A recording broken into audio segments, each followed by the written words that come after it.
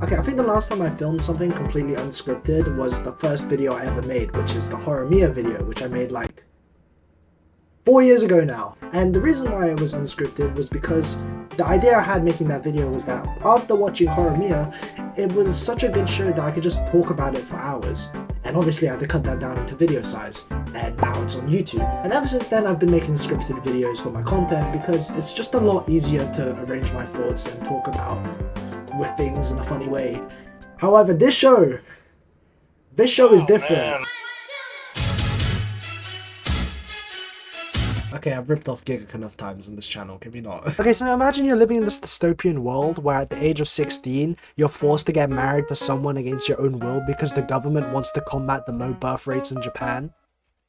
That's the scenario that our main character Neji's going through, and he's currently 15. So before he turns 16, he wants to confess to this girl that he loves. Her name is Takasaki, and he's had a crush on her for like 5 years. And in actuality, it goes quite well. She says that she likes him back, they sit on the couch, and then they proceed to make out for like 1 minute, and you know, it goes great until when the clock strikes midnight, 2 people from the government pull up to them in the park randomly, and proceed to cuck the man in the most brutal way possible. And that's the summary of episode 1. That was a cool episode. Great way to set the tone. And then it just kind of goes downhill from there. Episode 2, he's gone off to meet his arranged wife. She's lovely. He doesn't give a shit though because he's obviously mad over last night. And they get into this like random fight about it, blah blah blah. Then he goes to her school for some reason, which is an all-girl school. He just decides to walk in, say hi to her. You know, they talk and shit. And then some fucking thing happens. Oh yeah, the 2 meet Misaki, the guy's childhood crush. Runa, who's the girl that he's arranged to get married with, decides to invite Misaki out to eat food with her, and she's obviously down. And then they start like geeking out over fucking Neji and talking about what they like about him. First of all, you've only met him for 1 day. it's kind of just a childhood friend going like, oh, I love this guy, he's awesome, please fall in love with him. And after that, Runa gets back with Neji and tells Neji that he has to kiss her every single day because romance. And it's weird honestly, because the more I watch this show, the more I think about how unbelievably stupid the whole like scenario is, where they have this like arranged marriage at the age of 16 because the government told them to. Like there's some romance animes which I know are like absurd, but I can like put up with it because it's like at least the characters are kind of realistic. This is like, I don't know what is going on, man. One of the craziest things that I remember from this show is fucking episode 6. Episode 6 was an absolute car crash of an episode. It basically starts off with our main character and a girlfriend deciding to go to this lecture for assigned couples because they need to do stuff like that and they need to learn what couples do. And this lecture is like government mandated, so it's pretty much mandatory for all assigned couples at their age. And at the lecture, they get taught by one of the government people who we met in the first episode about things like love and what to do to get in love with your new partner, and also decide to throw, you know, the good old with these children. You know when I said this is like a government mandated exercise? You know what? The government just decides to show them as well on the screen. Me personally, I find that to be ethically concerning. I know it's like an unrealistic concept in the first place, but do you ever just think about like certain interactions in romance anime and just applying it into real world? This shit is not sliding. And if showing to minors wasn't the crazy thing in this episode, you got your boy Yajiba just sliding next to him. You know, the guy from the episode 1 who cucked him. He says there's cameras in the next room. So you know what Neji does to avoid getting suspicion from the government that he doesn't want to be with his wife? He proceeds to SA her. What the fuck? I don't fucking get what's happening in this manga. I don't know what interpretation the show wants us to go off on here, because at the start of the episode, they try to make it look like she wants this because she has a dream about the guy making like a severe leap of romantic judgment on her, and in every normal case this just looks like assault. You know, there's also something just weird in believing that lie entirely, because why on earth would the government just stockpile for multiple year groups of different people who have been assigned to a marriage? This is unethical in any single anime universe you can think of. Obviously, this does not pan out well for Neji at all, because he tells her that he only kissed her and made her cry from that kiss because he was getting recorded. She did not let that shit slide at all, by the way. She used common sense to figure out that was a whole load of crap. You know you fucked up when an anime character uses real world logic to tell you that you fucked up. As much as I could trash on so many moments from this show, there are some good things about it which I'll give credit for. For example, the animation is unholy good. Like, I don't know why they decided to do so much for this show. Like, we could have used this shit for like frame lock, 7 deadly frames, Tower of Frame. Craziest thing is, I have never heard of this studio in my entire life. Lead-in films? Who are they? I clicked on their profile and I do not recognize a single one of their shows. Maybe I should watch some, let me know. But from my perspective, it just looks like they've only worked on trash, but it's just strange to me how this is the show that got the budget that they didn't need. Obviously, there's source material for this, and that's gonna come from the manga, and suddenly I wanted to read the manga. So like a person that wanted to read the manga, I read. This guy didn't read the manga. I did. I don't think I've ever thought in my life that I would see or read a piece of unironic material that was worse than Nisekoi.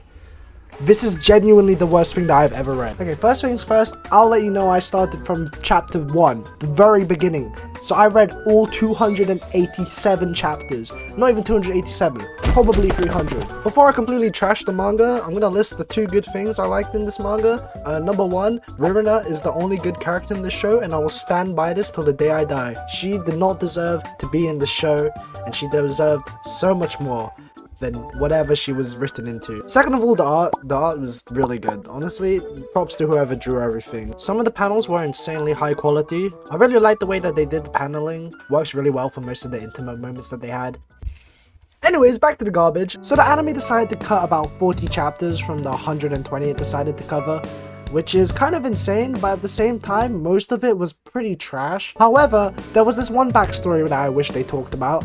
Yajima's backstory is probably one of the most interesting side plots in the entire manga, and he doesn't even get more than like 10 chapters on it. Compared to Nisaka's backstory, which was about like, I don't know, 15 minimum. Fucking ridiculous. And don't get me wrong, Nisaka's backstory is probably one of the better ones in this entire thing, period. If I had a nickel for every time sexual assault occurred in this anime, I would have about 3 nickels, which isn't a lot of nickels, but that is a lot of sexual assault. Me personally, I don't really get why the redhead girl, I don't even know her name, why was she so angry at that kid? I get that the kid was trying to like subvert their way through the law, loophole their shit, but there is no reason why you need to walk into the men's toilet, show your titties to him, and just arouse him in order to prove a point. That's not a shock factor, that's just the writer's poorly hidden fetish. They didn't even write about it well, because after the few chapters, they just brush it off like it never happened. Like, there's a few mentions every now and then, but the way they clear it up at the end is so unbelievably jarring and disrespectful to the character that it just pisses me off. Although one good thing that scene did was make me hate a character so unbelievably much that every time I saw her, I'd start flipping her off on my screen. Oh, but that's not the greatest offender. At the very end, we have the dumbest plot twist I've ever fucking seen. Okay, so imagine you're reading this on a weekly basis, right? You have this girl who refuses to get with the love of her life because of some unknown, unforeseen reason. This has been going on for 250 chapters. No one knows why this is happening. No one knows what's going on. And then this one chapter drops. And then, potentially the biggest Deus Ex Machina I've ever fucking seen. He has a life-threatening disease. Oh my god. Why? And it goes on for like a whole 15 chapters. I was literally reading in my seat saying that if one of the two of them has some life-threatening disease that stops them from getting together, I was gonna throw my iPad across the room. I bricked that shit, bro.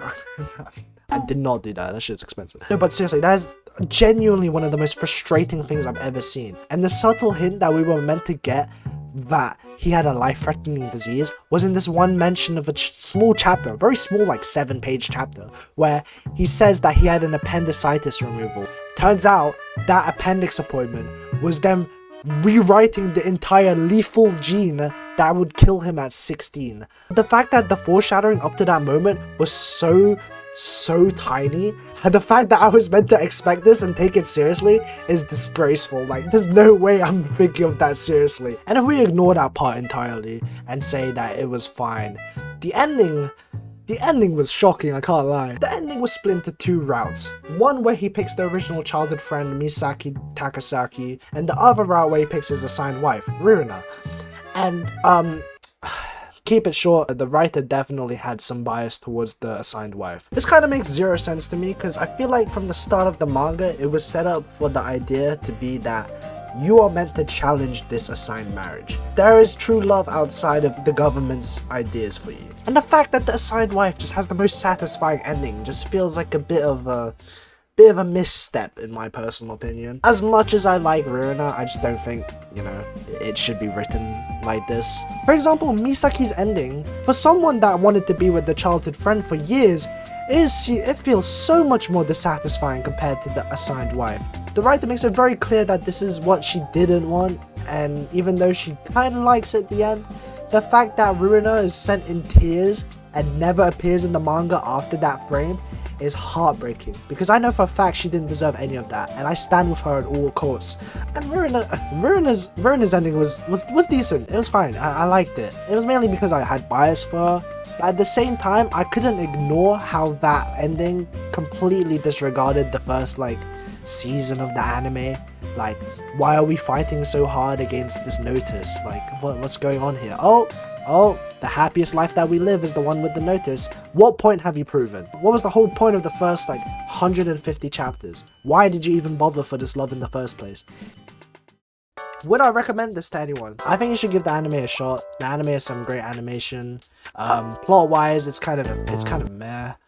But the animation does make up for quite a lot of it. And if you want something that's kind of like adventurous, then I guess that's one you can go to. The manga, please don't read the manga, for the love of God. Please heed my warning, just don't read the manga. It was the biggest time sink I've ever done in like a short span, and it was not worth it whatsoever. This has been your boy Newtflick. Have a good one, lads. Bye. Dick in the shower, beat my dick in the shower, beat my dick in the shower, beat my dick in the shower, beat my dick in the shower, beat my dick in the shower, beat my dick in the shower, beat my dick in the shower, beat my dick in the shower, beat my dick in the shower, beat my dick in the shower.